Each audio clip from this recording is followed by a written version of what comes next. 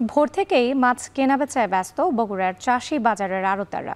সপ্তাহ ব্যবধানে কেজিতে 10 টাকা কমেছে চাষের মাছের দাম, তবে কেজিতে 20 টাকা বেড়েছে দেশি মাছের দর। এ নিয়ে আরও জানাতে চাষি বাজার থেকে যুক্ত হচ্ছেন সহকর্মী রাজীব সেলিম। সেলিম, বাজারে মাছের সরবরাহ কেমন দেখছেন? রাত্রি বগুড়ার এই চাষি বাজারে মাছের সরবরাহ অনেকটাই কমে গেছে। সপ্তাহখানেক আগেও যে পরিমাণ মাছ সরবরাহ করেছেন মাছ চাষিরা, সেই পরিমাণ মাছ কিন্তু এখন বাজারে নেই। এই পুকুরের মাছগুলো কমে গেছে। এর কারণ আড়তদাররা ঠিকভাবে বলতে পারেননি যে আসলে পুকুরের যে চাষের মাছ, এই মাছগুলো কমার কারণ কি। তবে এখানে যে বিক্রেতারা এসেছেন, মাছ চাষিরা এসেছেন, তাদের সাথে কথা বলেছি। তারা আমাদেরকে জানিয়েছেন যে তারা বরাবরই যেটি জানান যে মাছের খাবারের দাম এবং মাছ চাষের যে আনুষঙ্গিক যে জিনিসপত্রগুলো প্রয়োজন হয় সব কিছুরই দাম বৃদ্ধি, যে কারণে মাছের দাম তাদের বাড়তি দামে বিক্রি করতে হয়। আর এই সময় পুকুরে মাছ রয়েছে কিন্তু সেই মাছগুলো তুলছেন না মাছ চাষিরা। এর কারণ বলছেন তারা যে মাসের একেবারে শেষের দিকে মাছের দাম এবং চাহিদা কিছুটা কম থাকে, যে কারণে তারা এই কম মূল্যে মাছ বিক্রি করবেন না বলে এই সময় চাষের মাছগুলো তোলা হচ্ছে না। আজকে এই বাজারে রুই মাছ বিক্রি হচ্ছে। 1 কেজি ওজনের যে রুই মাছ সেটি 250 টাকা বিক্রি হচ্ছে। কাতলা 380 টাকা, মৃগেল 220 থেকে 250 টাকা, যেটি প্রতিটি মাছই সপ্তাহখানেক আগে কিছুটা কম ছিল। আর ষাটি মাছ, বড় ষাটি, ছোট ষাটি, ট্যাংরা, শিং, এসব যে দেশীয় মাছগুলো, এগুলোর কথা যদি বলি যে বর্ষায় যে পানি হয়, বর্ষার পানি শরতেও থাকে, তবে হেমন্তে সেটি কমতে শুরু করে।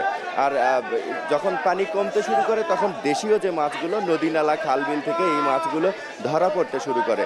আর এখন বাজারে ভরপুর থাকার কথা সেই দেশীয় ছোট মাছগুলো, সেই মাছগুলো কিন্তু এখন বাজারে ওঠেনি। এর কারণ ব্যবসায়ীরা যারা তারা বলছেন যে এবছর আবহাওয়া এখন খুব একটা ভালো না, যে কারণে মাছ ধরা পড়ছে না। তাছাড়া জমিতে, ফসলি জমিতে কীটনাশক দেয়া, সব মিলিয়ে দেশীয় মাছের যে উৎপাদন নদী নালা খাল বিলগুলোতেই আসলে এই মাছগুলো ধরা পড়ছে কম। আর সপ্তাহখানেক আগে যে দামে বিক্রি হয়েছে তার চেয়ে কেজি প্রতি প্রায় 20 থেকে 30 টাকা দাম বেড়েছে দেশীয় মাছের। এই ছিল আমার কাছে বগুড়ার চাষি বাজার থেকে সবশেষ খবর। রাত্রি। বগুড়ার মাছ বাজার থেকে যুক্ত ছিলেন সহকর্মী রাজীব সেলিম। এই সবজি সরবরাহের তবে দাম বৃদ্ধি রয়েছে। সপ্তাহখানেকের ব্যবধানে প্রতি কেজিতেই প্রকারভেদে দাম বেড়েছে 10 থেকে 20 টাকা।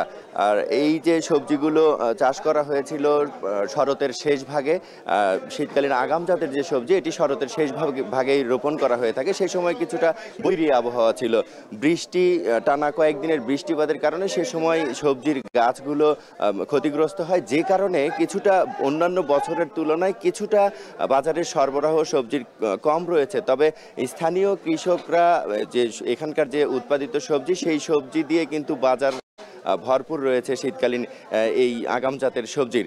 তবুও এই দাম বৃদ্ধির কারণ এখানকার ব্যবসায়ীরা বলছেন যে কৃষক পর্যায়ে দাম বেশি রাখা হচ্ছে। এর কারণ বলছেন তারা যে কৃষক পর্যায়ে সার, কীটনাশক সহ এই আবাদের যে অনুষঙ্গগুলো লাগে সব কিছুর দাম বৃদ্ধি থাকার কারণে তারা একটু বাড়তি দামেই বিক্রি করছেন, যেহেতু এবার অন্যান্য বছরের তুলনায় সরবরাহ কিছুটা কম রয়েছে বৈরী আবহাওয়ার কারণে। আর এই আগাম জাতের যে সবজি, এই সবজি শেষ হবে আগামী 15 থেকে 20 দিনের মধ্যে এই আগাম জাতের সবজি শেষ হবে, এবং শীতকালীন যে সবজি, শীতকালীন নিয়মিত যে সবজি, সেই সবজি আসবে মাসখানেকের মধ্যে বাজারে আসবে। এবং এবছর আবহাওয়া বেশ ভালো রয়েছে শীতকালীন যে সবজির এখন চাষ করা হচ্ছে সেটি, আর এটি মাসখানেকের মধ্যে আসলে এই বাজারে কিছুটা প্রভাব পড়বে এবং এই দামগুলো কমে আসবে। আজকের বাজারে ফুলকপি বিক্রি হচ্ছে 70 থেকে 60 টাকা, 60 থেকে 70 টাকা। পাতাকপির দাম কিছুটা কমেছে, গত সপ্তাহে 60 থেকে 65 টাকা বিক্রি করা হয়েছে, আজকে সেটি বিক্রি হচ্ছে 50 থেকে 55 টাকা। আর যে সবজিগুলোর দাম বেড়েছে সেটি হচ্ছে শিম বিক্রি হয়েছে সপ্তাহখানেক আগে 100 টাকা, সেটি এখন আজকের বাজারে বিক্রি হচ্ছে 120 টাকা। বেগুন ছিল 50 টাকা, সেটি আজকের বাজারে 60 টাকা। পটল 45 থেকে 50, সেটি আজকের বাজারে বিক্রি হচ্ছে 60 টাকা।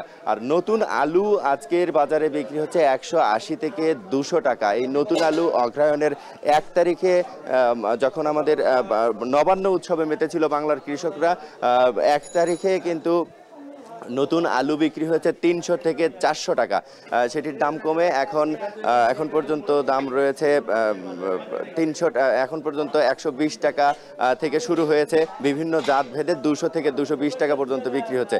এই ছিল আমার কাছে বগুড়ার সবজি বাজার থেকে সব শেষ খবর। রাত্রি। বগুড়ার কাঁচা বাজার থেকে যুক্ত ছিলেন সহকর্মী রাজীব সেলিম।